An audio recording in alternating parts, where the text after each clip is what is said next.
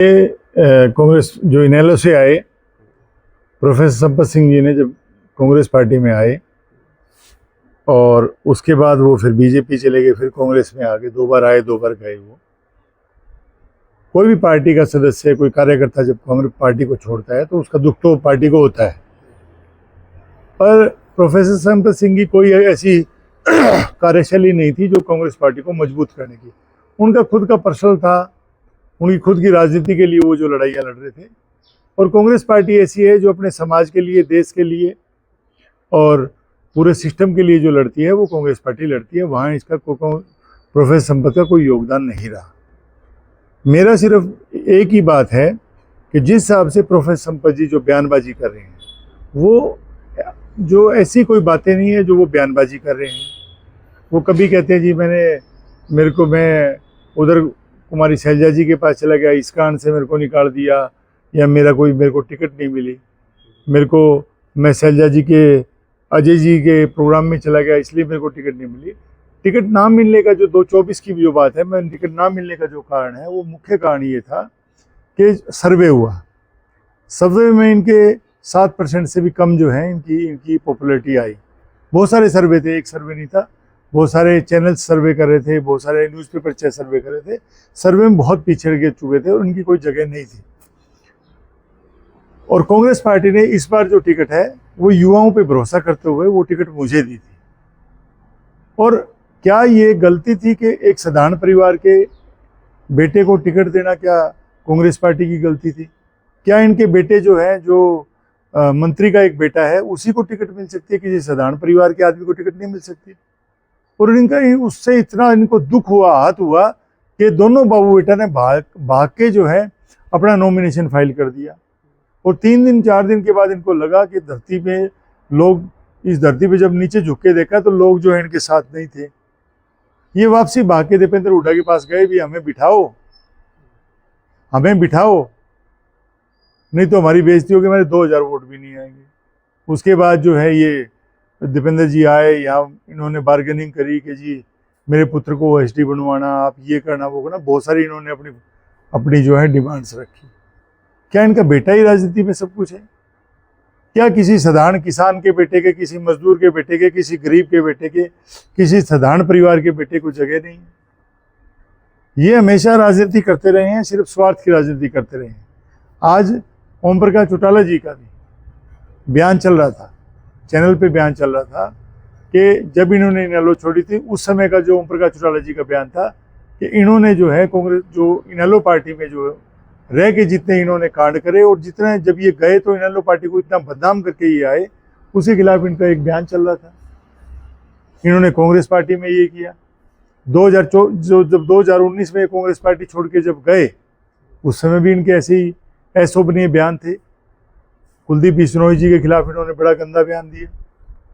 उनकी माता जी के लिए ये बोला कि जी उनको अंदर पीछे जो मकान में रखते हैं, दरवाजे बंद रखते हैं, ऐसी बातें इन्होंने अशोभनीय बातें करी जो शोभा पॉलिटिकल पार्टीज में शोभा नहीं देती। उसके बाद ये बीजेपी में गए, बीजेपी के खिलाफ इन्होंने इतना जहर उगला। फिर ये कांग्रेस आए, कांग्रेस से अब ये वापस गए तो अब जो भूपेंद्र सिंह हुड्डा साहब के खिलाफ जहर उगल रहे हैं। प्रोफेसर साहब की जो राजनीति है वो इसी तरह की जो है राजनीति है। और अपना जो है ये अपना जो वर्चस्व है, अपना जो काम है, वो इनका दौर था वो निकल चुका है। अब प्रोफेसर साहब जो है ना एक्सपायरी डेट की दवाई हो चुके हैं। इनके बयानों से मेरे को यही लगता है कि अब ये एक्सपायरी डेट के आदमी है, अब इनका कोई वर्चस्व नहीं है। देखिए 4 पन्नों का जो वो मैंने पढ़ा है उसमें बहुत सारी इन्होंने बातें लिखी। इन्होंने कहा जी बहुत सारे नेता छोड़ के चले गए हैं। इन्होंने ये नहीं लिखा कि चौधरी भूपेंद्र सिंह हुड्डा साहब की अध्यक्षता में 40 एक्स-एम-एल-ए मिनिस्टर जो थे, 40 के आसपास जो थे बड़े नेता थे, उन्होंने कांग्रेस पार्टी को ज्वाइन किया। इन्होंने ये नहीं लिखा। और मैं एक बात और पूछना चाहता हूँ कि प्रोफेसर साहब ने अगर कांग्रेस पार्टी इतनी गलत थी और चौधरी भूपेंद्र सिंह हुड्डा साहब इतने गलत थे तो दोबारा जब इन्होंने दोबारा कांग्रेस पार्टी ज्वाइन क्यों की?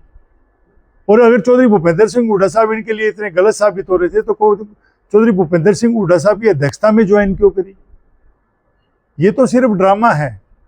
ये तो अपनी चपलता दिखाना चाह रहे हैं, अपनी स्मार्टनेस दिखाना चाह रहे हैं, जिससे ये लोगों को बरगला के काम करना चाह रहे हैं।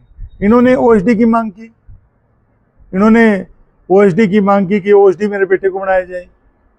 पत्र में लिखा है कि जो किसी दलित को जो है और या किसी बैकवर्ड को जो है राज्यसभा की टिकट देनी चाहिए थी।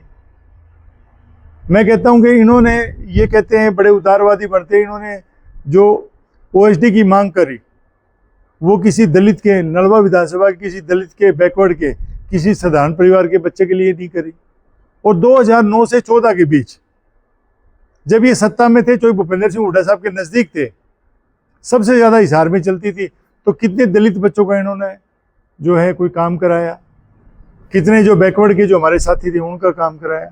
इनका ड्रामा है, ड्रामा इनका ख़त्म हो चुका है और पब्लिक जो है ना समझ चुकी है। सबसे बड़ी बात है कि पब्लिक इनको समझ चुकी है।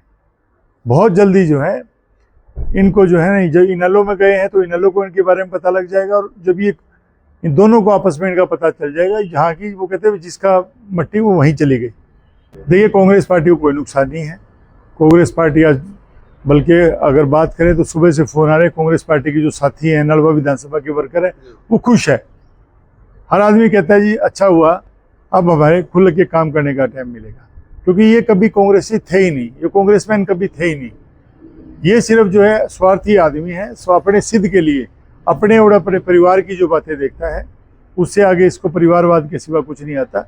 ये उस पत्र में आरोप भी लगाया परिवारवाद का, कि जो भूपेंद्र सिंह हुड्डा साहब पे परिवारवाद का इन्होंने आरोप लगाया।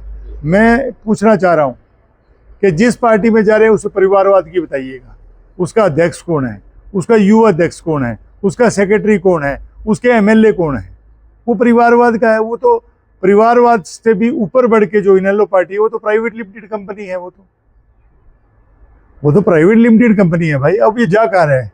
और ये जो टिकट मांग रहा था नलवा विधानसभा से, ये प्रोफेसर साहब है, वो किसके लिए मांग रहे थे? अपने बेटे के लिए मांग रहे थे। तो वो इसका बेटा परिवारवाद में नहीं आता क्या? मैं साधारण परिवार का एक बेटा जिसको टिकट मिली, मैं किसी का बेटा नहीं हूँ क्या? क्या मेरा अधिकार नहीं था क्या? तो ये अपनी राजनीति के लिए काम कर रहा है, और इसका हमें कांग्रेस पार्टी में कोई प्रभाव नहीं है, ना हमें कोई इसके जाने से कुछ इसका कोई प्रभाव पड़ेगा, ना इसके आने से कोई प्रभाव था, न जाने से। आने से नुकसान जरूर था कि आने के बाद जो है, जो कांग्रेस के जो लोग थे नलवा विधानसभा में, जिन्होंने कांग्रेस पार्टी में काम किया था, उनको बैकफुट पे जाना पड़ा। बिल्कुल बिल्कुल इनको लगा। भूपेंद्र सिंह हुड्डा पे भी आरोप लगाया गया कि टिकटों का बंटवारा पैसे से किया जाता था। भूपेंद्र सिंह हुड्डा, देखिए, पैसे वैसे की तो बातें करता है। पैसे से अगर टिकटें मिले तो इस सेक्टर 15 में आज में सारे ही लोग जो जितने भी, अगर जितने 1000 घर होंगे तो सबसे 1000 में नहीं तो 600 घरों में मेरे से ज़्यादा पैसा है। तो पूरी सेक्टर 15 में हर आदमी अपनी टिकट लेके बैठा होता है। ऐसी कुछ नहीं है। पैसे से टिकटें नहीं मिलती, काम करने से टिकटें मिलती है, और विधानसभा में रहने से टिकटें मिलती हैं। आप सुबह से शाम तक, जब तक आप पूरी विधानसभा में घूमेंगे, अपना काम करेंगे, लोगों से आप संवाद करेंगे, जब टिकटें मिलती हैं। और इनको दुख इस बात का, इनको टिकट नहीं मिली। ये बीजेपी से क्यों भागे? ये बीजेपी से क्यों कांग्रेस पार्टी में आए?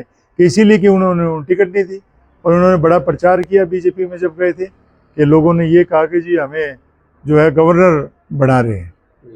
ये प्रचार था कि प्रोफेसर संपत को बीजेपी गवर्नर बनाएगी। उन्होंने तो कुछ भी नहीं बनाया भाई, और इतना ही जहर इन्होंने बीजेपी के खिलाफ निकला था।